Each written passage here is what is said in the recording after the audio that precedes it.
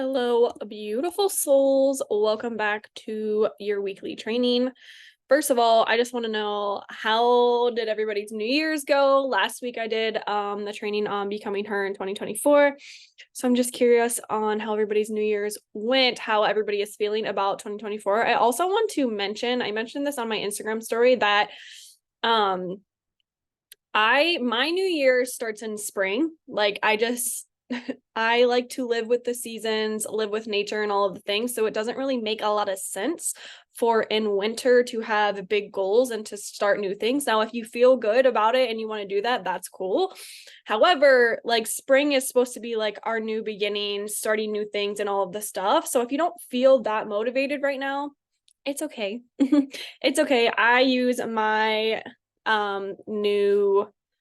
spring as my new year. So I just wanted to mention that. Also, I don't know if I've told you guys yet, but I have a beginner's course to healing that I created for you guys. I will post it here somewhere.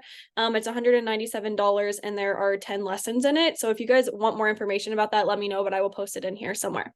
But anyways, today I want to talk about emotional triggers. I want to talk about how you work through them because I just experienced one this morning.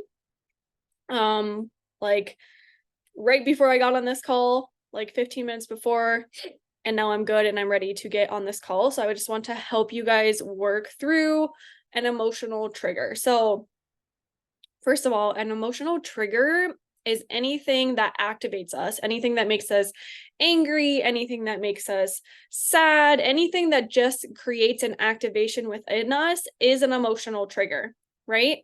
So our partners or our family members are usually the ones that trigger us the most. That is normal. And also our triggers, one, are our biggest teachers, and two, they are just unresolved childhood wounds.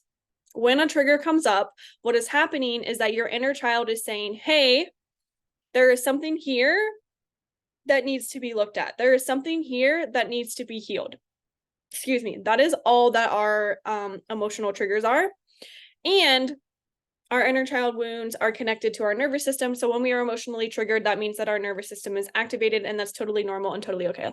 I'm sorry, guys. This is bothering me right here. There we go. So it's just an inner child wound that is coming up because it needs healed and our nervous system is activated. So how do we work through an emotional trigger?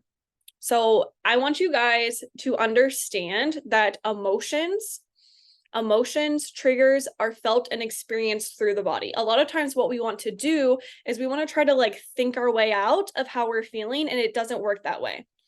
Because emotions are not felt through the mind, right? They are felt through the body. And this was something that was very hard for me to understand, especially I was super like disconnected from my body, super disconnected from my emotions. And actually, if you try to intellectualize, am I saying that right? Your emotions, that is a sign to me that your body, you do not feel safe being in and experiencing things through your body. And that's totally normal if you have experienced any type of trauma or any type of inner child wound. It's very normal that we try to like be up in our head and try to think about things and work through things through our mind. But really, emotions, trauma, all of the things are felt and experienced through the body. So the more that we can start to reconnect with our body and learn how to connect with our body and feel them through the body, that's when we actually start to heal. And that's when we actually like start to actually work through our triggers. Because if not, our triggers will just keep coming up and up and up and up and up. And what we resist persists, right? So a lot of times what happens is we'll get triggered and then we try to like push it down. We're like, ugh, I don't want to feel like this. I hate that I feel like this. And we just like try to push it down. But what we resist persist, which is so unfortunate. But the more that we can first create safety within our body, create safety within our nervous system to be able to feel into what we are feeling, the better. And then we can actually start to work through our emotions. We can actually start to work through our triggers and all the things. Also, if you are a people pleaser or a recovering people pleaser, it is very, normal to not have big emotions, one, or two, if you are healing, it is very normal to start to experience bigger emotions. So people pleasing in the nervous system is a freeze response, right? So there's fight, flight, freeze, fawn. It's a fawn freeze response. So freeze is exactly what it is, right? Like you're frozen, kind of, quote unquote. So like you don't really feel big emotions. I always used to be like, I'm never angry. I'm never angry, which not a good sign. That means that my nervous system was in a frozen state. So when you start to heal and you start to unthaw your nervous system and you start to unthaw it, it is actually very normal for you to start to experience rage, anger. It is very normal for you to start to experience a lot of pain and sadness, because when you unfreeze the thawness in your nervous system, all of the emotions that you have shut down and suppressed are going to start coming up, and that's totally normal. So I just want to like say that. So how do we work through an emotional trigger? One, we have to become aware when we're triggered, right? One, start to become aware of like, oh, okay, when this happens, I am triggered. It makes me feel mad. It makes me shut down. My heart starts to race. I start to sweat. I get really hot, right? Like start to recognize when you are becoming triggered. Two, start asking yourself, what does my body need to do? And what does my inner child need right now? And sometimes it's easier to do the what does my body need right now, so you can start regulating your nervous system first and then go into the inner child healing work.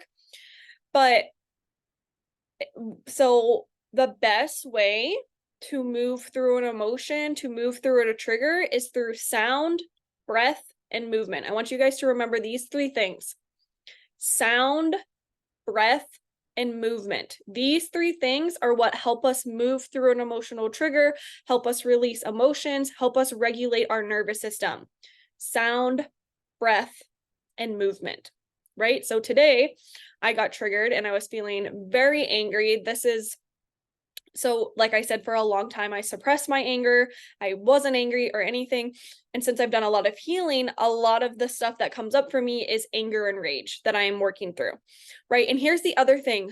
Our triggers don't actually have to do with what is going on right now. It's triggering an old wound, right? So we're like, I'm so mad at this person, blah, blah, blah. But like, it really doesn't actually have to do with the scenario that's happening. It's just triggering something old within you.